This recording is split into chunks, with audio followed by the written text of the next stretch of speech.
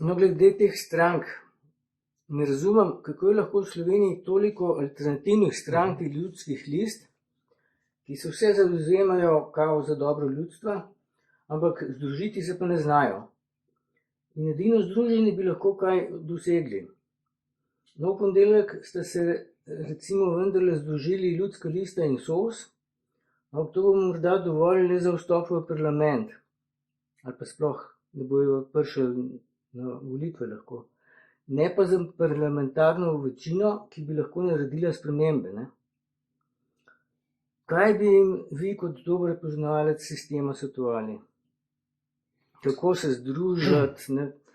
Ja, pred združevanjem mora biti jasna smer, ne? Ker globalisti zelo aktivno sodelujejo v tem, da se pojavlja ogromno število raznih zamisli v družbi, od raznih političnih, parcialnih opredelitev, področje identitetne politike, ne? To pomeni, eni zagovarjajo pravice žensk, ne? Ampak to na tak način, da režejo družbo ne, kot da bi bile ženske ogrožene od moških. Ne?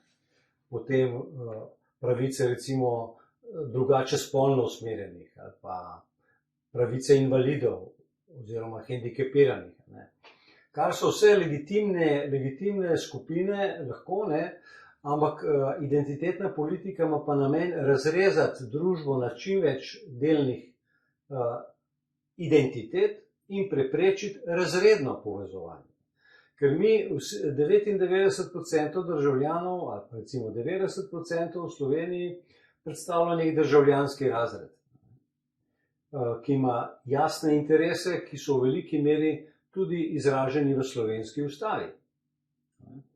Na drugi strani je pa interes tiste plenilske elite, ki dela v povezavi z globalno elito, ki ima pa drugačne interese. Ki nima interese harmoničnega odvijanja življenja v Sloveniji, ampak gleda svoje, niti ne več toliko finančne interese, ker denarja je že zdavnaj, denar za te globalistične sile je denar čista fiktiva. Ne? Ampak gre za koncentracijo moči odločanja. To je tisto, kar hočejo krepiti. In jemati z različnimi prijemi kupno moč prebivalstva. Ne.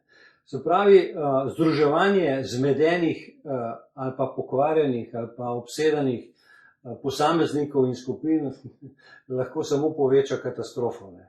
Entropijo. Prva faza je enoten program. Jaz sem ga recimo lansko leto polet eni skupini teh civilnih iniciativ predlagal skupno vizijo in so se histerično oddaljili od tega. Ne. Se pravi, žal, moram ugotoviti, da nisem še naletel na neko orientacijo v Sloveniji politično, kjer bi ponudili povezovanje na osnovi programskih jasnih ciljev. Cilj pa mora biti suverenost in humanizem. Se pravi, upravljanje države v dobro državljanov, če se tako preprosto izrazim. Ampak te jasne usmeritve ni. Na ravni sloganov se marsikaj pojavlja.